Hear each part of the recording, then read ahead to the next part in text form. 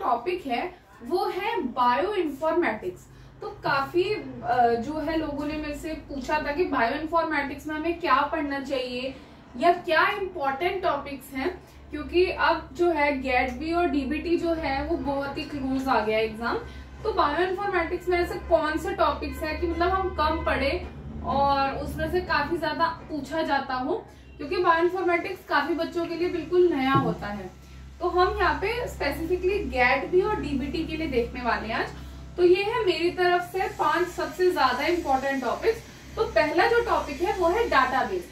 तो डाटाबेस क्या होता है, जैसे कि हमें पता है कि एक लाइब्रेरी है तो वो स्टोर हाउस होता है कि आपको जो भी बुक चाहिए होती है या जो भी पेपर्स चाहिए होते हैं वो आपको लाइब्रेरी में इजीली मिल जाता है। तो वो क्या है, एक तरीके का स्टोर हाउस है। सिमिलरली डाटाबेस क्या है, यहाँ पर जो भी आपको सीक्वेंसेस चाहिए या उनके बारे में इंफॉर्मेशन चाहिए कि वो फंक्शनली कैसी हैं, स्ट्रक्चरली कैसी है, ये सब स्टोर होता है डाटाबेस में। तो डाटाबेस आपका न्यूक्लिक एसिड्स के लिए भी हो सकता है, जैसे डीएनए, प्रोटीन्स के लिए भी हो सकता है। तो प्राइमरी और सेकेंडरी क्या है, ठीक है। तो प्राइमरी क्या होता है, प्राइमरी का मतलब है सीक्वेंसेस या ऐसी इंफॉर्मेशन जो कि डायरेक्टली उस लैब से उठाई गई है जहां पे वो काम हो रहा है। डायरेक्टली जैसे जो साइंटिस्ट काम कर रहे हैं उन्होंने जो काम किया एग्जैक्ट वही इंफॉर्मेशन प्राइमरी होती है। और सेकेंडरी का क्या मतलब है कि प्राइमरी से वो थोड़ा बहुत उसको मोल्ड किया जाता है, थोड़ा बहुत उसको प्राइमरी से लिया जाता है और अपने वर्ड्स में या उसको इंटरप्रेट किया जाता है थोड़ा इजी लैंग्वेज में। तो क्या है, प्राइमरी जो है हमारा, तो बेसिकली एनसीबीआई आप सबने सुना होगा, तो आपसे इसकी फुल फॉर्म भी पूछ सकते हैं, नेशनल सेंटर फॉर बायोटेक्नोलॉजी। तो एनसीबीआई आपने आई होप सुना होगा। तो एनसीबीआई का जो जीन बैंक है इसमें आपको प्राइमरी ये डाटाबेस है जो न्यूक्लिक एसिड्स के लिए है। तो ये आपको नाम याद करने पड़ते हैं कि कौन सा सेकेंडरी है। सिमिलरली प्रोटीन्स के लिए जो प्राइमरी है वो है पीआईआर और स्विस प्रोट। सेकेंडरी जो है वो है प्रोसाइट, पीफैम। प्रोसाइट जो है वो बेसिकली आपको पैटर्न बेस्ड एक प्रोटीन डाटाबेस है। जो सेकेंड टॉपिक है मेरी तरफ से वो है सीक्वेंस अलाइनमेंट टूल्स। और सीक्वेंस अलाइनमेंट का ये मतलब होता है जैसे कोई दो सीक्वेंसेस हैं, सीक्वेंस ए और सीक्वेंस बी, तो क्या करता है कि उसके बीच में सिमिलैरिटी चेक करता है कि कितनी % सिमिलैरिटी है। अगर उनमें सिमिलैरिटी होती है तो उस बेसिस पे जैसे हम कह सकते हैं कि हो सकता है ये कहीं ना कहीं रिलेटेड हो या सिमिलर एंसेस्टर से आए हो। तो इसका एक एग्जांपल है क्लस्टल डब्ल्यू जो कि मल्टीपल सीक्वेंस अलाइनमेंट टूल है। Third topic is blast and FASTA. ये काफी ज्यादा इंपॉर्टेंट है।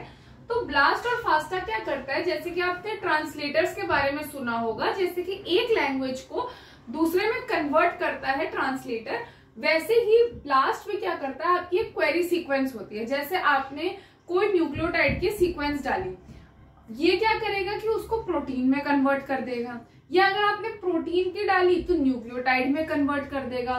तो आप एक क्वेरी सीक्वेंस डालते हो जिसको आप दूसरी पर्टिकुलर सीक्वेंस में कन्वर्ट करना चाहते हो।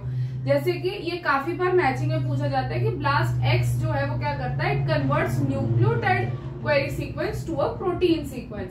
एन जो है वो न्यूक्लियोटाइड्स के लिए यूज किया जाता है, टी ब्लास्ट एन ट्रांसलेट क्या होता है, प्रोटीन। तो इस तरीके से हम याद रख सकते हैं कि प्रोटीन से ये न्यूक्लियोटाइड बनाता है। टी ब्लास्ट एक्स क्या करता है, ब्लास्ट पी क्या करता है, ये आपके लिए इंपॉर्टेंट है। फास्टा जो है वो एक तरीके का फॉर्मेट है। तो आप जब भी कोई सीक्वेंस लिखने लगते हो ना, चाहे आपको उसकी अलाइनमेंट चेक करनी है या कुछ भी, आप हमेशा ग्रेटर देन का साइन यूज करते हो, वो एक फॉर्मेट है। तो फास्टा बेसिकली एक फॉर्मेट है जो कि बायो इन्फॉर्मेटिक्स में यूज करते हो। एक टॉपिक है अलाइनमेंट। अलाइनमेंट या तो लोकल हो सकती है या ग्लोबल हो सकती है। तो ग्लोबल का मतलब है कि कोई सीक्वेंस है जो आपको बिल्कुल स्टार्ट से पूरा एंड तक चाहिए, तो वो ग्लोबल है। लोकल का मतलब आपको बीच का जैसे थोड़ा बहुत पोर्शन की सीक्वेंस चाहिए। तो ग्लोबल के लिए जो एल्गोरिदम यूज होता है ना वो है नीडल एंड वुंचमैन। तो ये आप ऐसे याद रख सकते हो जनरल लाइफ साइंस के हिसाब से कि जनरल में GN जैसे आता है, तो ग्लोबल में नीडल एंड वुंचमैन एल्गोरिदम है।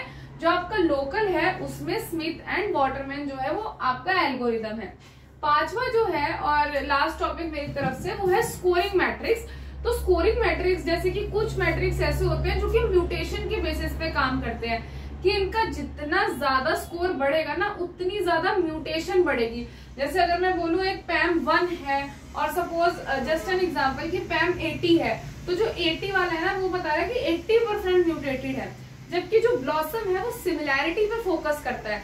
अगर ब्लॉसम 1 और 80 की बात करो तो 80 मतलब 80% सिमिलैरिटी है, तो पैम म्यूटेशन पे फोकस करता है और ब्लॉसम सिमिलैरिटी पे। इसके अलावा आप इसमें फाइलोजेनेटिक ट्रीज भी आप एनालाइज कर सकते हो कि कौन कितना क्लोज है या किसमें कितना डिस्टेंस है। तो अगर आपको इस एग्जाम के लिए पर्टिकुलरली पढ़ना है तो अगर आप जनरल पढ़ लेते हैं कि डाटाबेस क्या है, प्राइमरी सेकेंडरी डाटाबेसेस कौन से हैं, जो भी आपके सिलेबस में मेंशन टूल्स हैं उनका मेजर रोल क्या है, जैसे ब्लास्ट क्या करता है, फास्टा क्या करता है, क्लस्टर डब्ल्यू और पैम, ब्लॉसम, थोड़ी बहुत अलाइनमेंट, एल्गोरिदम्स, तो आपका जो है वो आप अच्छे से कर पाएंगे bio informatics attempt. So this was all for this video. I hope you liked the video. Please do subscribe to our channel for more such videos. Thank you.